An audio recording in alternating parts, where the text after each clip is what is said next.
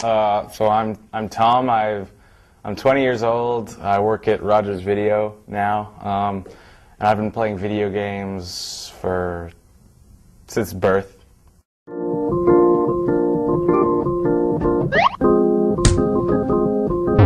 Before I had a job, I could play a good game for 8 hours in a day, easy. I have to understand, it's not a habit, it's not a hobby, it's his way of life. So I have to really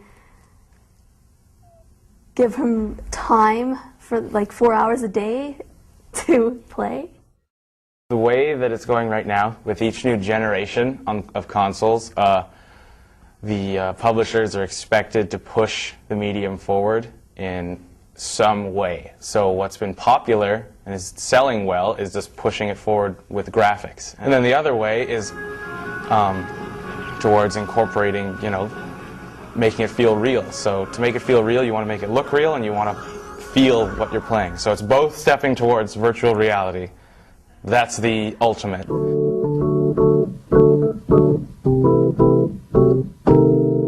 Probably the biggest thing that makes video game playing more attractive than television, and this is where television I think is going to get into big trouble, is because video games are to a certain extent interactive, where the player has control over what's happening. So these are games involving moving objects and games involving simulation of a guitar. Now notice in the guitar case, are you actually playing a guitar or pretend? I mean, so you may be clueless about it. So you're not ever going to come away from this game learning how to play a guitar. If someone who's used to a video game environment, a video game skill development cycle, it can be quite different in learning other kinds of visual motor skills that are much more demanding than a video game would be. And the concern I might have would be whether a person might abandon learning a real skill because it's not commensurate with the kind of schedule they're used to. I'm left with the claim that playing even complicated video games of strategy, don't really teach you much beyond the game itself.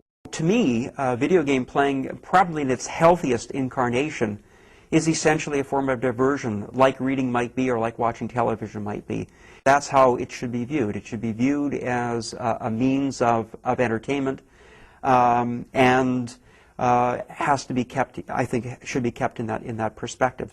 60-year-old people are playing games, and now all of a sudden, not saying no one did before, but 18 to 30-year-old women didn't play as much as the guys? No way, nowhere close. Now they've all got DSs. They all go to their friend's house to play Guitar Hero and think it's great. So